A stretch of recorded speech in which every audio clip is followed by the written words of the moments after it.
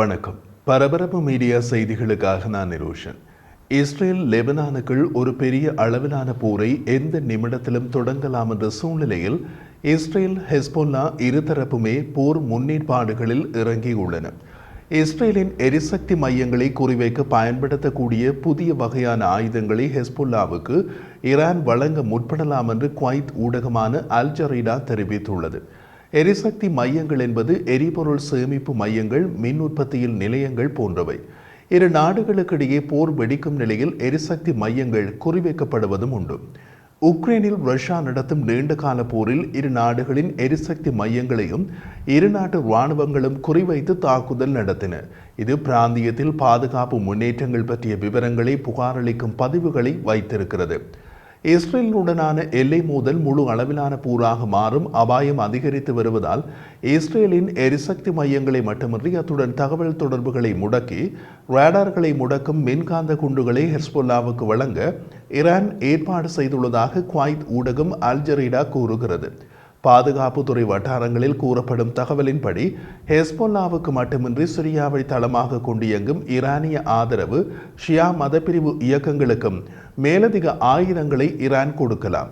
போர் தீவிரமடைந்தால் ஷியா மதப்பிரிவு இயக்கங்கள் சிரியாவிலிருந்து இஸ்ரேலின் கட்டுப்பாட்டில் உள்ள கோலன் பீடபூமி பகுதி மீது தாக்குதல் நடத்த உத்தரவிடப்படலாம். ஈரான் 2 காரணங்களுக்காக மேலதிக ஆயுதங்களை கொடுக்க முடிவு செய்துள்ளதாக கூறப்படுகிறது. முதலாவதாக, இஸ்ரேலுக்கு அச்சுறுத்தலை அதிகரிக்க ஈரான் புதிய வகை ஆயுதங்களை ஹெஸ்பொல்லாவுக்கு வழங்க முயல்கிறது. இரண்டாவதாக, வடக்கு இஸ்ரேலின் கலிலி போர்முனையில் போர் தீவிரமடைந்தால் இரண்டாவது போர்முனையை உருவாக்கி கோலன் பீடபூமியை அச்சுறுத்துவதற்காக சிரியாவில் உள்ள தமது ஆதரவு துருப்புக்களை அணிதிரட்ட ஈரான் முற்படலாம். ஒரு புதிய போர் முனையிலிருந்து இஸ்ரேலை அச்சுறுத்த முயற்சிப்பதே இலக்காக இருக்கலாம். அல் ஜரீடா இந்த தகவலை இஸ்லாமிய புரட்சிகர காவலர் படை IRGCயின் ஆதாரத்தின் அடிப்படையில் வெளியிடுவதாக கூறுகிறது. IRGC இந்த தகவலை குவைத் ஊடகத்திற்கு ஏன் கொடுக்கிறது என்பது தெளிவாக தெரியவில்லை. இது பற்றி பாதுகாப்புத்துறை வட்டாரங்களில் கேட்டபோது குவைத் ஊடகத்திற்கு தகவல் கொடுத்த தரப்பு உண்மையில் IRGC அல்ல, ஆனால் இந்த விவரங்களை பிராந்திய ஊடகங்களில் வெளியிடுவதில் ஆர்வமுள்ள மற்றொரு தரப்பு என்று கூறுகிறார்கள். இந்த தரப்பு செய்ய விரும்புவது ஈரானுக்கு ஒரு அமைதியான எச்சரிக்கையாக இருக்கலாம், அல்லது இஸ்ரேலுக்கு தகவல் தெரிவிப்பதற்காகவும் இருக்கலாம் என்று கூறுகிறார்கள்.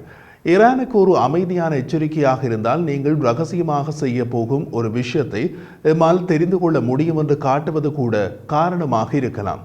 ஈரானிய இராணுவத்தின் புரட்சிகர காவலர் படைப்பிரிவு IRGC இந்த ஆயுதங்களை வெற்றிகரமாக வழங்க முடிந்தால் ஹெஸ்பொல்லா ஏற்கனவே வைத்திருக்கும் தமது ஏவுகணைகளில் மின்காந்த வெடிப்பு முறைகளை பொருத்தி இஸ்ரேலிய இலக்குகளை நோக்கி ஏவ முடியும் என்று கூறுகிறார்கள். அதாவது, தற்போதுள்ள சூழ்நிலையில் சிரியா ஊடாக ஈரான் ஏவுகணைகளை ஹெஸ்பொல்லாவுக்கு கொடுப்பது கடினம். அதை சிரியாவில் வைத்து கைமாற்றும் போது இஸ்ரேல் எப்படியாவது தாக்குதல் நடத்தி அழித்து விடலாம். ஏவுகணைகளை கொடுக்காமல் மின்காந்த வெடிப்பு முனைகளை மட்டும் கொடுப்பதால் அளவில் சிரியாவை சுலபமாக சிரியா ஊடாக லெபனானுக்குள் போய் சேரலாம்.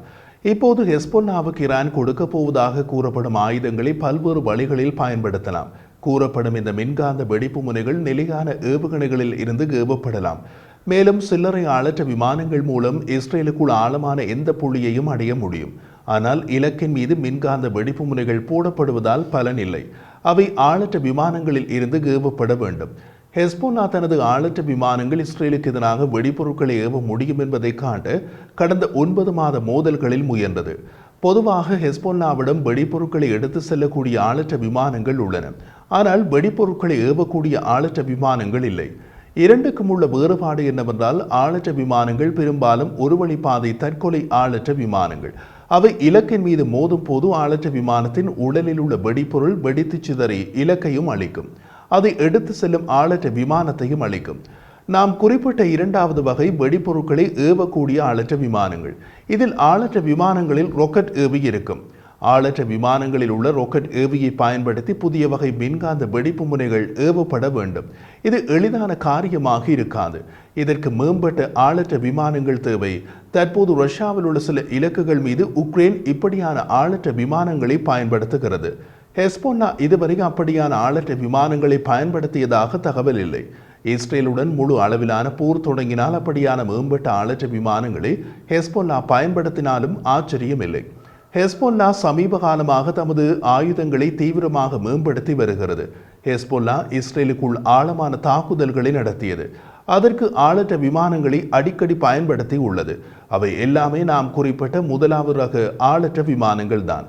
இஸ்ரேலிய கடற்கரை, கோலன் பீடபூமி மற்றும் இஸ்ரேலிய விமானப்படை தளத்தை கண்காணிப்பு ஆளற்ற விமானங்கள் மூலம் எடுக்கப்பட்ட காணொளிகளையும் அது வெளியிட்டுள்ளது. அவை ஆயுதமேந்தாத கண்காணிப்பு ஆளற்ற விமானங்கள். கடந்த சனிக்கிழமை ஹெஸ்போல்லா ஏவிய ஒரு ஆளற்ற விமானம் கடலுக்கு மேலே பறந்தது. அது இஸ்ரேலிய கப்பலால் இடைமறித்து சுட்டு வீழ்த்தப்பட்டது. அது கடல் இலக்குகளை தாக்கக்கூடிய ஆளற்ற விமானமாக இருந்திருந்தால் அதுவும் இப்போதுதான் ஹெஸ்போல்லாவால் முதல் தடவையாக பறக்க விடப்பட்டுள்ளது. அல்ஜரீடா வெளியிட்ட தகவல் நிஜமாக இருந்தால் ஈரான் தமது புதிய வகை மின்காந்த வெடிப்பு முனைகளை ஏவுகணைகள் மற்றும் ஆளற்ற விமானங்களில் ஏவி சோதனை செய்ய ஹெஸ்போல்லாவை பயன்படுத்தலாம் என்று எடுத்துக் கொள்ளலாம். அத்துடன் தமது மின்காந்த வெடிப்பு முனைகள் இஸ்ரேலின் வான் பாதுகாப்பில் ஊடுருவக்கூடிய ஆயுதங்களா என்று சோதனை செய்து பார்க்கும் செயற்பாடு என்றும் எடுத்துக் கொள்ளலாம்.